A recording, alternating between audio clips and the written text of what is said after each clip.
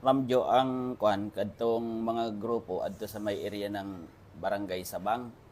So actually may mga tropa ta na naka-standby doon mao nag-monitor sa ila just in case magbuhat sila ng mga dili mao na binuhatan. Wala gayud ta na mapugos gayud ta na magdakop tanan sa ila.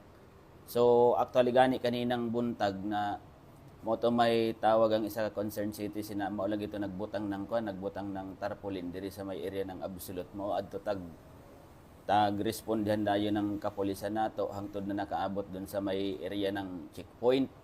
Actually kadto gani na kwan, kadto gani na area doon. So tag-istorya nato ng mahinahon kalmado ba kadtong dato para undangan niya kana na kwan. Kasi dili nato gusto na mag-create ng kagubot. So actually ni kwan adto sila ni balik na doon sa area ng Sabang. So nagtuo kami adto na nakwan na siya na ni subay ba sa kung ito man sa sabot namo. So pag abot sab doon, nagbutang na sab sila ng signages. So ang mga motorista nanawag na ay checkpoint doon.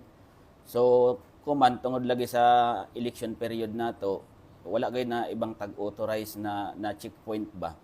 So mao to na wala ta na mahimuan dahil hanggay nato ng persado na magkuan na kinahanglan gay nato to baklason doon adtong kanila tag-establish nila na checkpoint.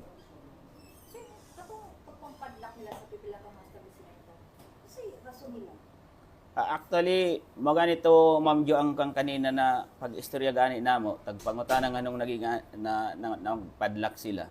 Mo insist manggod sila ng kanila na sila ang tag-iya ng tibuok na Surigao City. Sa kana na kwan kana na kana sa mga ancestral domain ba pati kana na pangulikta. So tagpasabot ko gani kanina na kung naa may ganit na kwan iagi nila sa korte pero dili na manggod na kwan sarado manggod ang panghuna-huna mao to na dili na gid ako nagtaas ng istorya kanina. So, sa kinya kung hitabo, sir, liable ba sila? Kung sa'y pwede nila na ato bang mga kaso?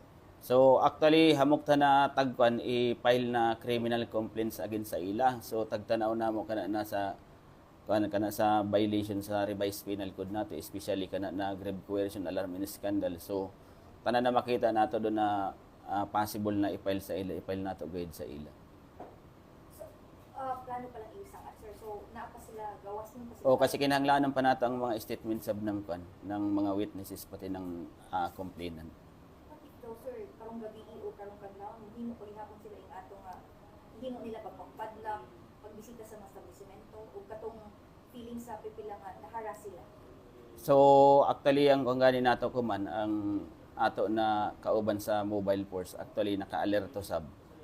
So kanina kung nag-exercise ta ng maximum tolerance sa ila, wala na taning mahimo kundi pandako pong gay na just in case na magbuhat sila otro kay tagbuhat nila kaninang buntag.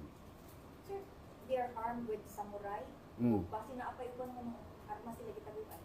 So, na inyong initial info na, sir.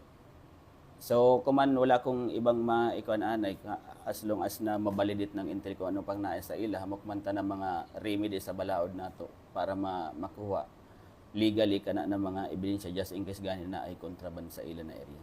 Pero di ba, election ban man karon, dapat kulay talo nilang deadly weapons. So kana mangod sa bag-o kasi nato na COMELEC Resolution 11067 dati ang mga bladed weapon covered siya doon sa COMELEC resolution. Pero kani ko man sa bag-o nato na COMELEC resolution 11067, dili na gayud covered ang bladed weapon. So possible doon siya sa regular crime na ma-file nato doon sa nato sa revised penal code. Separate siya na violation. Dili na doon sa COMELEC resolution nato.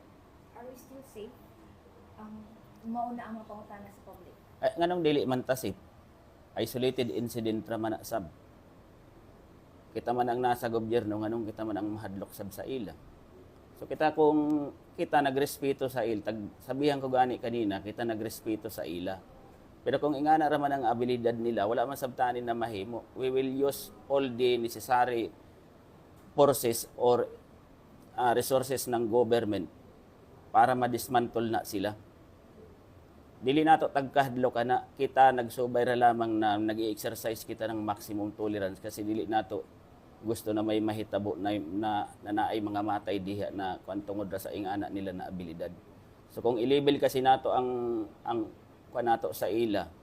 So pareho na taanin na kuan, pareho na taanin na tag-ubos nato ang kaugalingon nato despite na nakasabot sila, nakasabot kita na ingana ang kahimtang nila.